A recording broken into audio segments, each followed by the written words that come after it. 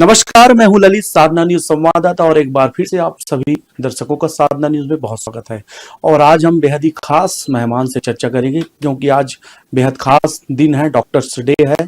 और doctors day है तो किसी डॉक्टर साहब से हम बात ना करें तो फिर ये इंटरव्यू अधूरा रहेगा। हमारे साथ इसी चर्चा पर बेहद ही खास मेहमान मौजूद है, डॉक्टर राजू ऋषि मिश्रा जी, जो होम्योपैथिक स्पेशलिस्ट है और लगातार वो एक दिन में 300 से अधिक पेशेंट को वो देखते हैं और उनकी समस्या का समाधान करते हैं।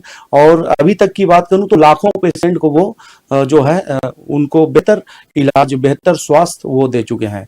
और कहते हैं कि जब विश्व में जब कभी भी कोई भी व्यक्ति बीमार पड़ जाता है तो एक डॉक्टर ही होता है उसके लिए आशा की किरण बन के। तो साहब, सबसे पहले साधना न्यूज में आपका बहुत स्वागत है। नमस्कार जी, साधना न्यूज के सभी दर्शकों को मेरा नमस्कार। मैं डॉक्टर राजर्षि मिश्रा, मेरी क्लिनिक सेक्टर 10 228 जोनल मार्केट में है। लगभग मैं 3 साल से होम्योपैथिक फील्ड में काम कर रहा हूँ और मेरी स्पेशल इंटरेस्ट जो है ऑर्थोपेडिक डिजीज में है, जैसा कि cervical spondylosis, gout, osteoarthritis, rheumatoid arthritis. बाकी मैं अन्य सभी रोगों को देखता हूँ। बाकी मेरा ओनली जो स्पेशल इंटरेस्ट, स्पेशलाइजेशन बोल सकते हैं आप, ऑर्थोपेडिक डिजीज के ऊपर है।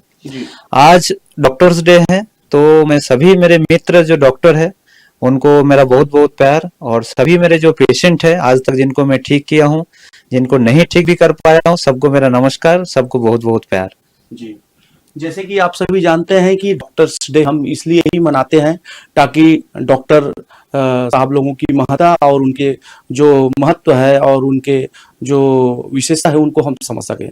डॉक्टर साहब आज तमाम मुद्दों पर चर्चा करेंगे, तमाम बीमारियों पर भी चर्चा करेंगे, उनके समाधान पर भी चर्चा करेंगे। उससे पहले आपके लाइफ स्टोरी पर हम चर्चा करेंगे कि आप कहाँ से जन्म लिए और कहाँ आपकी पढ़ाई लिखाई हुई। हाँ, ये क्वेश्चन बहुत अच्छा है और ये क्वेश्चन पूछने के लिए साहु सर आपको बहुत बहुत नमस्कार।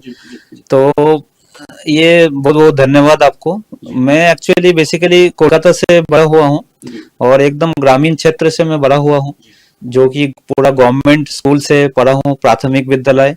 उसके बाद गवर्नमेंट शासकीय जो स्कूल होते हैं उसमें मैं 10th पास किया हूँ, फिर 12th पास किया हूँ।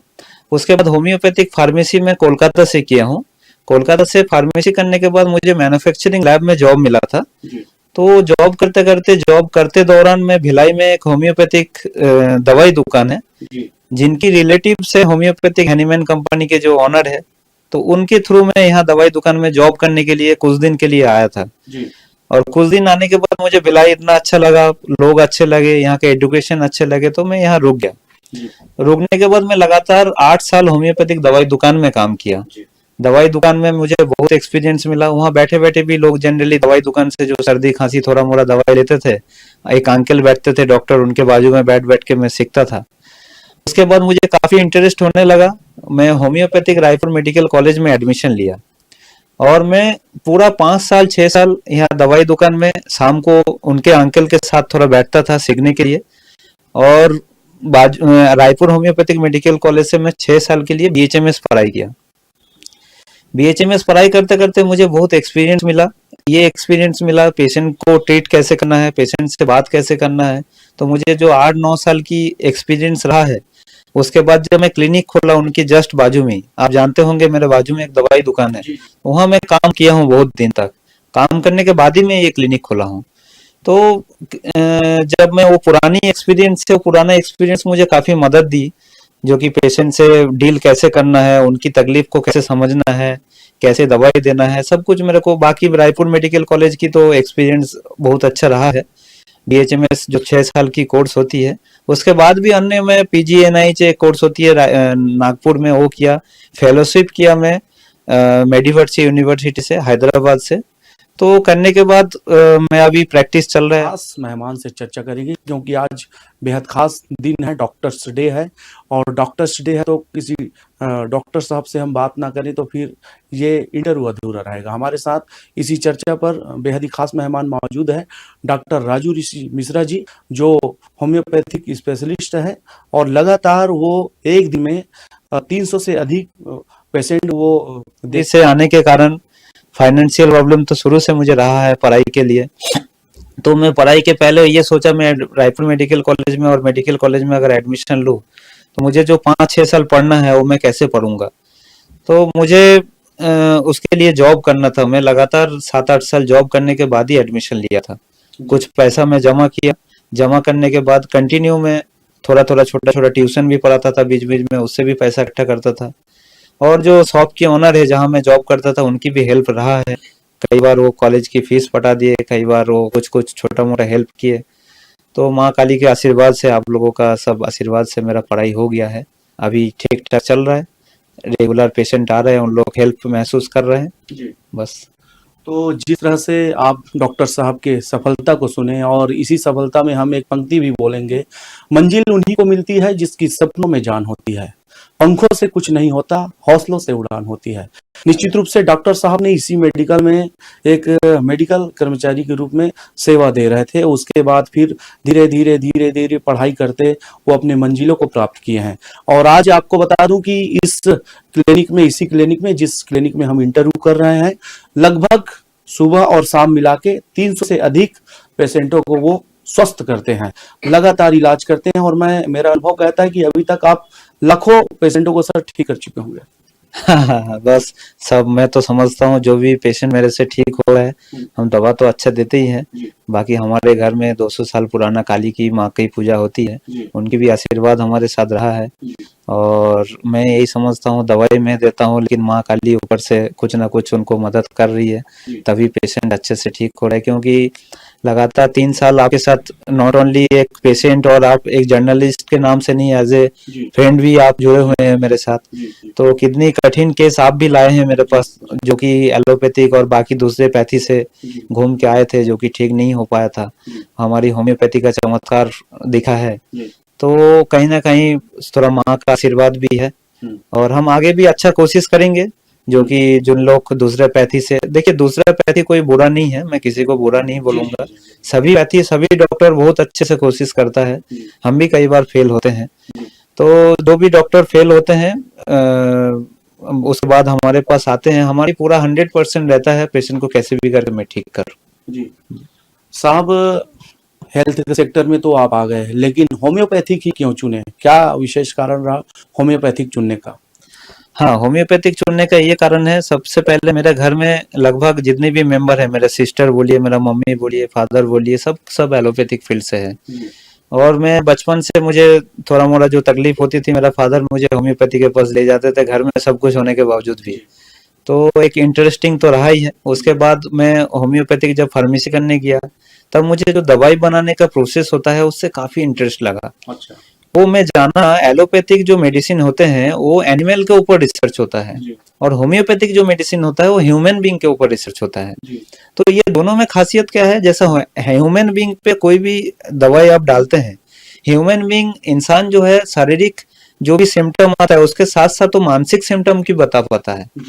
जैसा आपको मान लीजिए कोई दवाई में प्रूविंग के लिए खिलाया, आपको पेट में दर्द हो रहा है वो आप तो बता ही दिए, साथ में आपको ये दवाई खाने के बाद रोना भी आ रहा है, ये मानसिक सिम्टम भी ह्यूमन बता पाता है। तो मुझे ये जो प्रूविंग वाली सिम्टम है, प्रूविंग वाली चीजें मुझे काफी इंटरेस्टिंग लगा। तो मुझे थोड़ा थोड़ा क्यूरियोसिटी बढ़ा रहा है। होम्योपैथिक तो बहुत जोरदार चीज है, जो कि एनिमल पे रिसर्च नहीं होता है, ह्यूमन बीइंग में रिसर्च होता है। फिर इनकी जो माइंड पार्ट है वो मुझे बहुत इंटरेस्ट दिया, माइंड पार्ट मुझे अच्छा लगा। जो पेशेंट हमारे पास आ रहा है, यू बिलीव और नॉट, जो डिजीज के लिए हमारे पास आता है, हम वो डिजीज का दवाई नहीं देते लेकिन पेशेंट ठीक हो जाता है। उनकी बात करने का तरीका, उन कोई भी पेशेंट अगर 5 बार से 10 बार हमको पूछ रहा है, डॉक्टर साहब ये दवाई में नुकसान तो नहीं हो जाएगी, मुझे ये दवाई मुझे साइड इफेक्ट तो नहीं कर जाएगी? जो पेशेंट जो बोल रहा है वो एक सिम्टम है उनका, भले वो पेट दर्द लेके आया है, तो वो जो पेशेंट बोल रहा है मुझे नुकसान तो नहीं हो जाएगी, फियर ऑफ बिट्रेट, ये सब जो सिम्टम है उससे पेशेंट को हम ठीक करते हैं। तो homeopathic is a very interesting subject, that's why I admission in homeopathic medical college. और बाकी मैं धीरे धीरे जितना जान रहा हूँ, मुझे ऐसा लगता है मैं तो होम्योपैथी में कुछ भी नहीं जानता और मुझे 50 साल लग जाएगा सीखने में। क्योंकि जो डॉक्टर हैनीमैन साहब है वो खुद एलोपैथिक डॉक्टर थे, उसके बाद वो होम्योपैथी में रिसर्च किए, होम्योपैथी को बनाया। तो उनकी पूरा बुक धीरे धीरे हम पढ़ रहे हैं और कुछ अच्छा करने का कोशिश कर रहे हैं। जी सर, एक महत्वपूर्ण सब्जेक्ट को भी इसमें जानेंगे, हेल्थ से जुड़ा हुआ ये विषय है। होम्योपैथिक और इलेक्ट्रो होम्योपैथिक दोनों में लोग कंफ्यूज होते हैं, इसमें कितना अंतर है? हाँ, होम्योपैथिक और इलेक्ट्रो होम्योपैथी में मुझे जितना नॉलेज है, उनको पहले तो ऑथराइजेशन नहीं मिला था। अभी का पता नहीं मुझे ऑथराइजेशन मिला है क्या नहीं मिला है, तो उसमें मैं कुछ टिप्पणी नहीं करूंगा जब तक मुझे कंफर्म नॉलेज नहीं मिलेगा। और होम्योपैथी की जो आपका कॉन्सेप्ट है, we treat the man not the disease. Homeopathic में इंसान को ट्रीट किया जाता है, बीमारी को ट्रीट नहीं किया जाता है। इसमें कोई भी मेडिसिन कंबाइंड करके मिक्स करके नहीं दिया जाता है, इसमें सिंगल मेडिसिन दिया जाता है। Single man is equal to single medicine.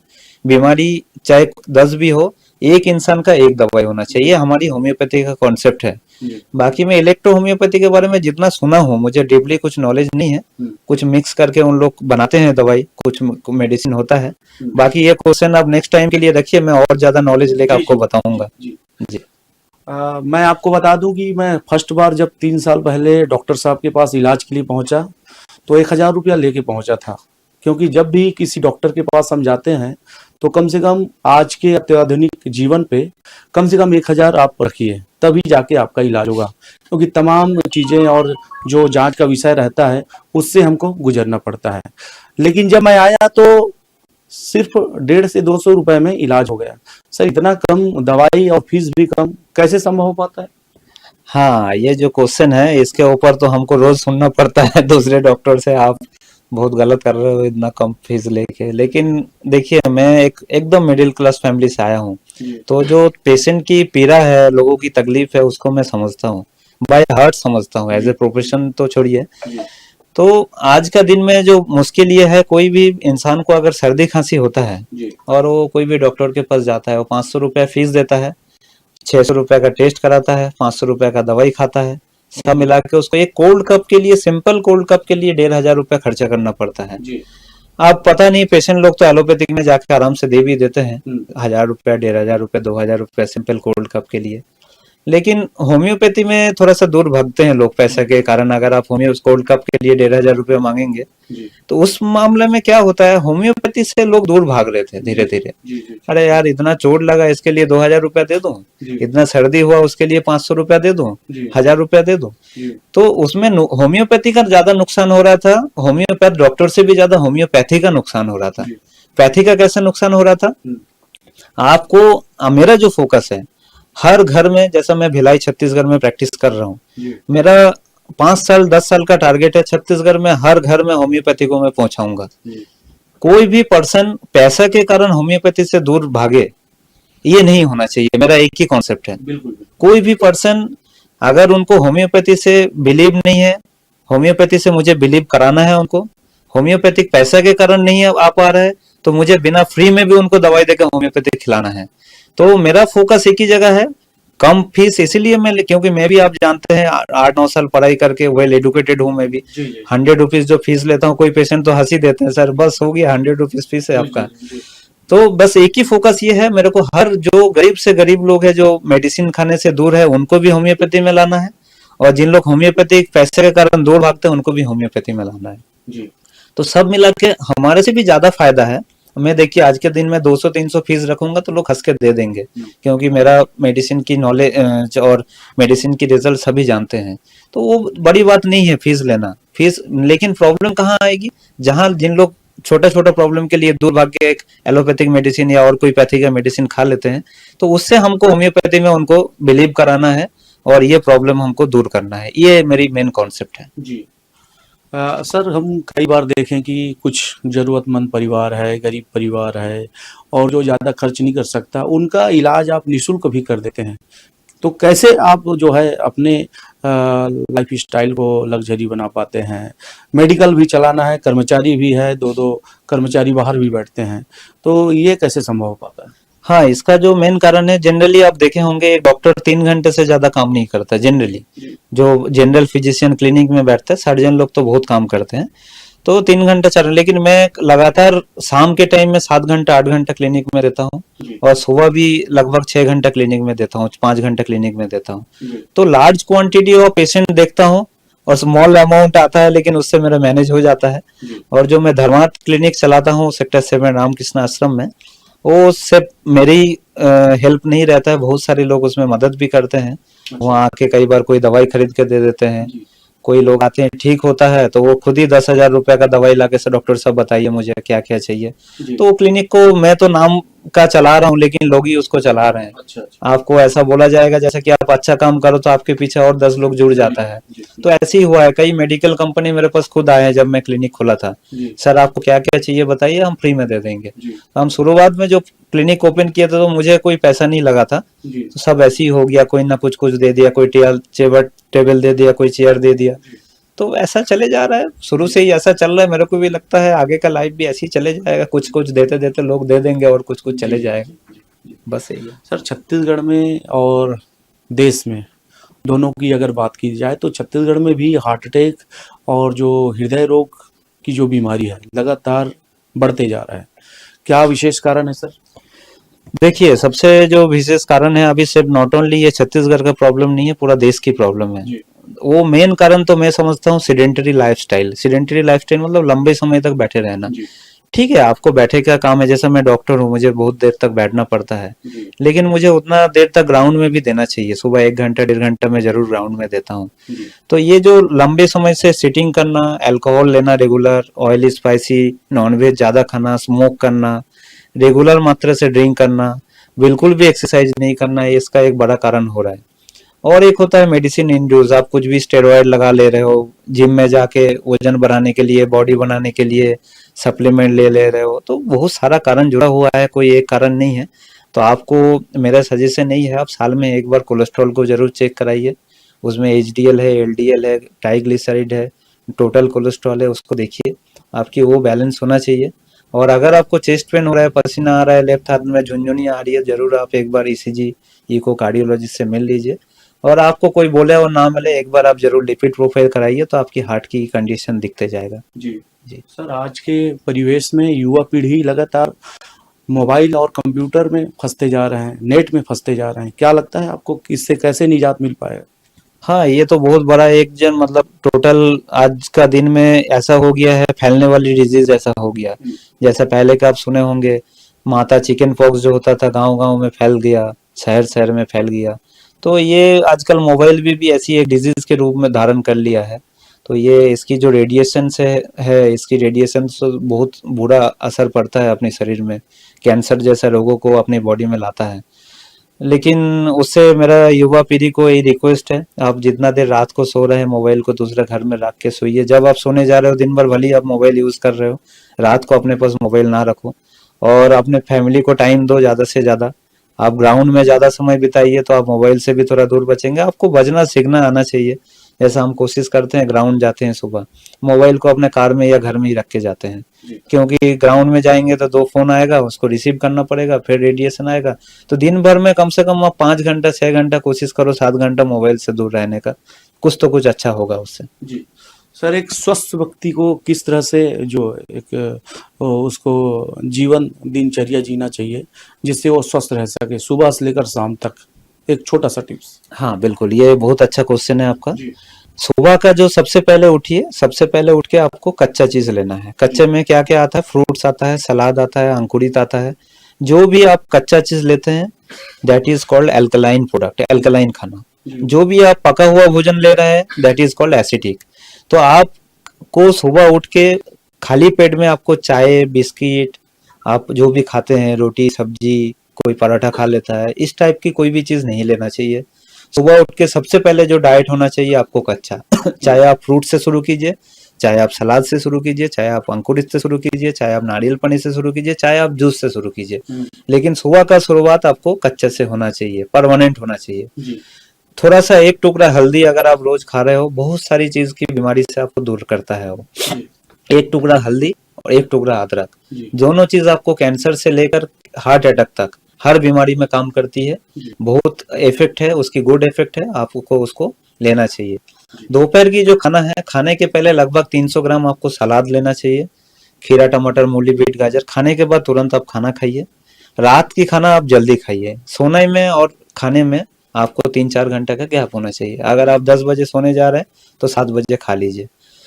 आप कई बार देखे होंगे शाम को मैं खाना क्लिनिक में खाता हूँ। जी। क्लिनिक भी मेरे को क्लिनिक से निकालते निकालते 10-11 बज जाता है। मैं इतना रात को नहीं खाता।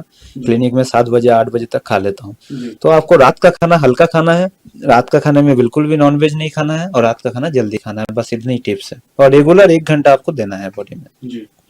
सर, होम्योपैथिक में लगातार लोगों का विश्वास बढ़ता जा रहा है और लोग के साथ-साथ डॉक्टर्स भी होम्योपैथिक यूज़ कर रहे हैं। हालाँकि कुछ डॉक्टर इसको खुले रूप में नहीं करते, लेकिन विश्वास तो बढ़ता जा रहा है सर। हाँ, कई एलोपैथिक डॉक्टर है, मेरा फ्रेंड है और मेरा पहचान के डॉक्टर है, वो काफ़ी होम्योपैथिक का तारीफ़ करते हैं और काफ़ी पेशेंट भी मुझे भेजते हैं। पुराने जो डॉक्टर्स थे वो थोड़ा-सा उनकी रॉन्ग कॉन्सेप्ट गलतफ़हमियाँ थी, जो होम्योपैथिक में शायद स्टेरॉइड होता है, होम्योपैथिक में शायद कोई दवाई काम नहीं करती है। लेकिन हमने लगातार हमारे जैसे यंग स्टार होम्योपैथिक में आए और लगातार अच्छा काम करते-करते पुरानी और क्रॉनिक डिज़ीज़ अब हम ठीक करने लगे। तो एलोपैथिक डॉक्टर हमारे पास आज का दिन में पेशेंट भेजते हैं। खुद ही बोलते हैं आप इसमें टाइम वेस्ट मत कीजिए, आप होम्योपैथी में जाइए, अच्छा इलाज है। तो मेरा ये कहना है, आप एलोपैथिक बोलिए, होम्योपैथिक बोलिए, चाहे आयुर्वेदिक बोलिए, तीनों पैथी अगर एक साथ मिल जाए, एक साथ मिल के काम करे तो लोगों के लिए भला है। जी। एलोपैथिक में जो पेशेंट कभी ठीक नहीं हो सकता, वो पेशेंट होम्योपैथिक में उन लोग भेज दें। हमारे पास जो पेशेंट कभी ठीक नहीं हो सका, हम एलोपैथिक में भेज दें। और होम्योपैथिक और एलोपैथिक में जो पेशेंट ठीक नहीं हो सका, हम आयुर्वेदिक में भेज दें। तीनों पैथी का अलग-अलग महत्व है। तीनों पैथी अच्छा है। तीनों पैथी में जो डिजीज अच्छे से ठीक होता है, उस पैथी में हम लोग अगर भेज देंगे तो पेशेंट के लिए अच्छा होता है। तो मैं सभी डॉक्टर से हाथ जोड़ के मैं रिक्वेस्ट करूंगा, चाहे होम्योपैथ हो, आयुर्वेद हो, एलोपैथ हो, आपके पास जो केस क्योर नहीं होता है, आप जानते हैं, उसको आप दूसरे पैथी में रेफर कर दीजिए। टाइम वेस्ट मत कीजिए, क्योंकि टाइम वेस्ट करने से आपसे ज्यादा नुकसान पेशेंट को होता है। पेशेंट बेचारे परेशान होते हैं, उनको नॉलेज नहीं है। आप अगर ये बोल देंगे यहाँ पे एक डॉक्टर बैठते हैं और ये अच्छा इलाज आपको यहाँ हो जाएगा, तो आपका कोई नुकसान नहीं होगा, पेशेंट आपके बारे में अच्छा सोचेंगे। जो आप ईमानदार आदमी है, आपसे नहीं हो पा रहा है तो आप और कहीं भेज दिए। आप बिल्कुल ये मत सोचिए आपका नाम बदनाम होगा, पेशेंट ये सोचेंगे जो डॉक्टर्स ठीक नहीं है इसलिए भेज दिए। पेशेंट हमेशा तारीफ करते हैं दूसरा डॉक्टर्स को रेफर करने के लिए। तो दूसरा पैथी का हम रिस्पेक्ट करना चाहिए हमको, और हर पैथी के डॉक्टर हर पैथी को रिस्पेक्ट करना चाहिए। क्योंकि कई बार ऐसा होता है जिनको नॉलेज नहीं है, होम्योपैथी को गाली दे रहे हैं, हम बैठे बैठे एलोपैथी को गाली दे रहे हैं, ये कोई तरीका नहीं है। ये तीनों पैथी आज का दिन में जो चल रही है, आयुर्वेद और होम्योपैथ बहुत ज्यादा आगे बढ़ चुका है। तो तीनों पैथी अगर मिल के काम करे, होलिस्टिक अप्रोच जो है, होलिस्टिक अप्रोच लगातार बहुत आगे जा रही है। होलिस्टिक अप्रोच मिलकर अगर काम करे तो पेशेंट को भला है और कुछ नहीं। और सर, हमने यह भी सुना है कि आप बेस्ट डॉक्टर के रूप में अवार्ड लेने जा रहे हैं दुबई में, और वहाँ दुबई में जब जाएंगे तो हजारों डॉक्टरों के लिए एक उदाहरण भी बनेंगे आप। 14 जुलाई को है अभी, जो दुबई में है वो, और ये वर्ल्ड समिट है दुबई में।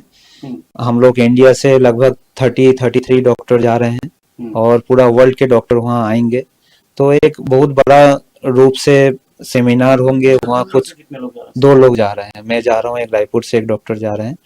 तो सब डॉक्टर्स मिलेंगे, होम्योपैथी के लिए कुछ अच्छा सोचेंगे, अच्छा चर्चा होगी। होम्योपैथी को आगे कैसे बढ़ाया जाए उसको लेके भी चर्चा होगा। और हम छत्तीसगढ़ के लिए अवार्ड लेके आएंगे, तो छत्तीसगढ़ वासी के लिए, छत्तीसगढ़ के सभी लोगों के लिए ये गर्व की बात है। और ये अवार्ड मैं अपने घर को, मेरे माँ बाप को, मेरी फैमिली को और मेरी सभी पेशेंट को समर्पित करना चाहता हूँ। ये अवार्ड मेरा नहीं है, मेरे जितने भी आज तक मैं पेशेंट देखा हूँ, ये सबकी अवार्ड है जी। तो लगातार हम विस्तार से चर्चा कर रहे थे राजू ऋषि मिश्रा जी से, जो होम्योपैथिक के एक्सपर्ट है, विशेषज्ञ हैं, और लगातार वो अपनी सेवाएं जो पेशेंट को समर्पित कर रहे हैं। और आज हम चर्चा कर रहे थे डॉक्टर्स डे के उपलक्ष्य में। विश्व डॉक्टर्स डे है और निश्चित रूप से यह जो इंटरव्यू आपको बेहद ही खास लगेगा, पसंद भी आएगा। हमें दीजिए इजाजत। कैमरा पर्सन खोमचंद देवांगन के साथ साधना न्यूज संवाददाता ललित